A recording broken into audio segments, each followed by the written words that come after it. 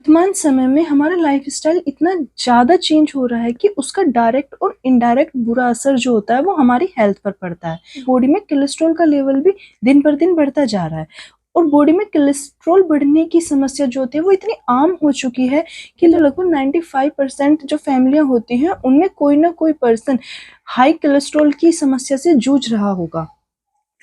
नमस्ते दोस्तों, मैं वैशाली अपने न्यूट्रिशन टिप्स के चैनल पर आप सभी लोगों का स्वागत करती हूँ।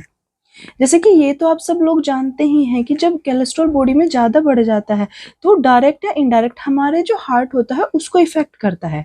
बढ़ता हुआ कोलेस्ट्रॉल जो होता है वो हार्ट की नसों में धीरे धीरे जमा होने लगता है, जिसके कारण हमारा जो हार्ट होता है वो सही से फंक्शन नहीं कर पाता और हमें हार्ट से रिलेटेड कितनी ही परेशानियों का सामना करना पड़ जाता है।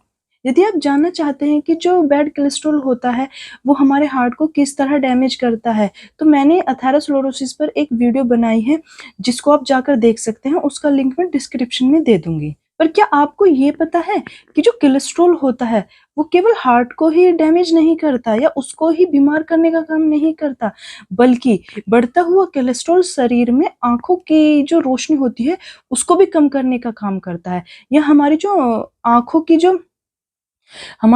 की हेल्थ होती है उसको भी खराब करने का काम कोलेस्ट्रॉल करता है।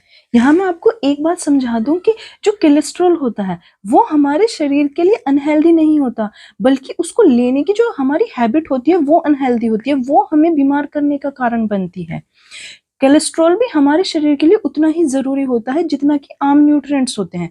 जितने जरूरी हमारे शरीर के लिए विटामिन और मिनरल्स होते हैं उतने ही जरूरी हमारे लिए कोलेस्ट्रॉल भी होता है। पर जब कोलेस्ट्रॉल की अधिकता होने लगती है शरीर में या हम अपनी आवश्यकता से ज्यादा कोलेस्ट्रॉल का सेवन करने लगते हैं तो वो हमारे शरीर को डैमेज करने लगता है। और ये कंडीशन तो अदर न्यूट्रिएंट के साथ भी हो सकती है कि जब आप विटामिन का ज्यादा इंटेक कर लेंगे या आप मिनरल्स का ज्यादा इंटेक कर लेंगे तो वो भी हमारे शरीर में कुछ साइड इफेक्ट शो करने लगता है। मैं आपको पहले भी बता चुकी हूँ कि किसी भी न्यूट्रिएंट की कमी यदि हमारे शरीर पर इफेक्ट डालती है, बुरा इफेक्ट डालती है, तो उसकी अधिकता भी हमारे शरीर पर उससे अधिक बुरा प्रभाव डालती है। तो यही होता है कोलेस्ट्रॉल के साथ।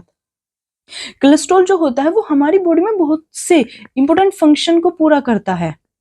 पर कोलेस्ट्रॉल के साथ एक दिक्कत ये होती है कि हमें कोलेस्ट्रॉल का जितना भी अमाउंट अपनी रिक्वायरमेंट के लिए चाहिए उसका लगभग आधे से ज्यादा हमारा शरीर खुद ही सिंथेसाइज कर लेता है। एक एग्जांपल से आपको बताऊं कि यदि हमें पूरे दिन में 4 ग्राम कोलेस्ट्रॉल की आवश्यकता होती है तो उसमें से 3 ग्राम जो कोलेस्ट्रॉल होता है वो हमारी बॉडी खुद ही सिंथेसाइज कर लेती है और केवल 1 ग्राम कोलेस्ट्रॉल को ही हमें अदर फूड आइटम्स के द्वारा लेना होता है।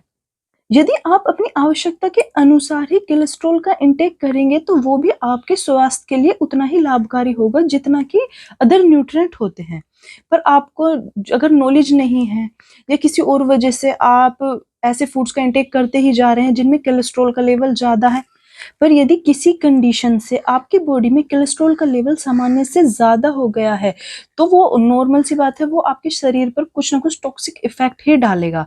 तो आज हम बात करने वाले हैं उन्हीं टॉक्सिक इफेक्ट के बारे में।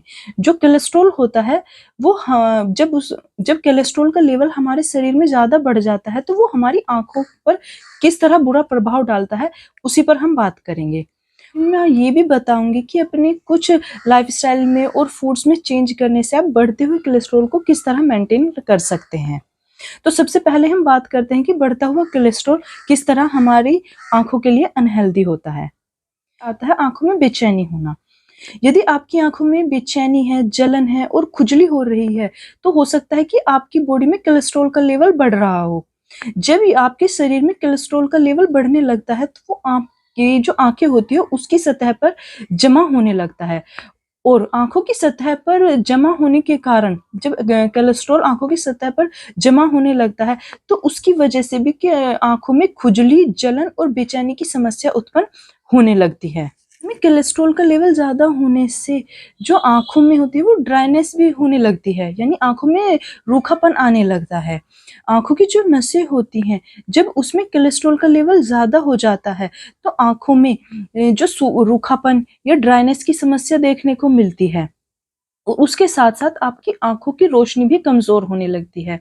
यदि आपकी आंखों में खुजली, जलन और रूखापन और कम रोशनी की समस्या उत्पन्न हो रही है, तो आप एक बार अपने डॉक्टर के पास जाकर अपना कोलेस्ट्रॉल का लेवल जो होता है वो ज़रूर चेक करा लें, क्योंकि ये सब समस्या जो होती है वो शरीर में कोलेस्ट्रॉल के ज़्यादा होने से ही उत्पन्न होती है। बढ़ते हुए कोलेस्ट्रॉल से आँखों में जो तीसरी समस्या उत्पन्न हो बढ़ते हुए कोलेस्ट्रॉल से आँखों में जो तीसरी समस्या उत्पन्न होती है, वो होती है आँखों के आस-पास गाँठ बनना, या जो आँखों की पुतली होती है उसके आस-पास गाँठ बनना। ये गाँठ वास्तव में जो फैट होता है या जो कोलेस्ट्रॉल होता है वो वहाँ पर इकट्ठा होने लगता है, जो गाँठ का रूप ले लेता है। जब यह गाँठ बनने लगती है तो उस समय आपको बहुत धुंधला दिखाई देने लगता है, आपकी जो आँखों की रोशनी होती है वो कम हो जाती है। तो मैंने आपको बताया कि जो कोलेस्ट्रॉल होता है वो हमारे हार्ट के लिए ही बेकार नहीं होता, बल्कि जो हमारी आँखों की हेल्थ होती है उसको भी बेकार करने का काम करता है। तो इन सब कंडीशन से बचने के लिए ऐसा हम क्या करें कि जो कोलेस्ट्रॉल का लेवल होता है वो हमारे शरीर में कम रहे। अब बात करते हैं कि इन सब अनहेल्दी कंडीशन से बचने के लिए हम ऐसा क्या करें कि हमारे शरीर में जो कोलेस्ट्रॉल का लेवल है वो ज़्यादा ही ना हो, या अगर ज़्यादा हो गया तो उसको मेंटेन कैसे करें। सबसे पहले तो आप ये समझें कि ये जानें कि आपके शरीर में कोलेस्ट्रॉल की कितनी आवश्यकता होती है। पर यदि आपके शरीर में कोलेस्ट्रॉल का लेवल ज़्यादा हो चुका है, तो अब उसको कम कैसे करें? उसको कम करने के लिए सबसे पहले आप अपनी लाइफ़स्टाइल चेंज करें।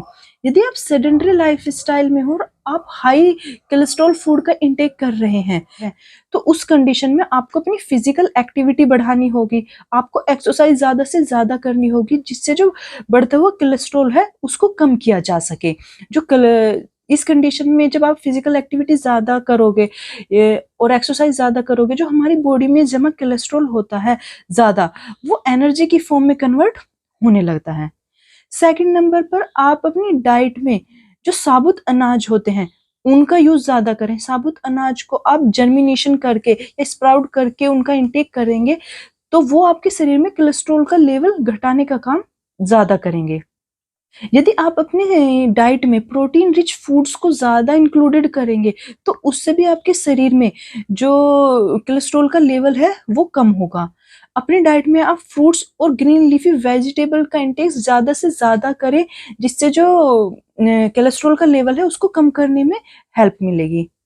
जितने भी ओमेगा 3 फैटी एसिड्स होते हैं या ओमेगा 3 फैटी एसिड से रिच फूड्स होते हैं, उनको अपनी डाइट में शामिल करना चाहिए, क्योंकि जो ओमेगा 3 फैटी एसिड्स होते हैं वो शरीर में जो बैड कोलेस्ट्रॉल होता है, एलडीएल जो होता है, उसको रिड्यूस करने का काम करता है। अपनी डाइट में सैचुरेटेड फैट को हटाकर अनसैचुरेटेड जो फैट होता है उसको शामिल करें, यानी जो घी होता है उसको छोड़ के जितने भी ऑयल्स होते हैं जिनमें अनसैचुरेटेड फैटी एसिड्स पाए जाते हैं, म्यूफा प्यूफा पाए जाते हैं, उनको अपनी डाइट में ज़्यादा से ज़्यादा शामिल करें।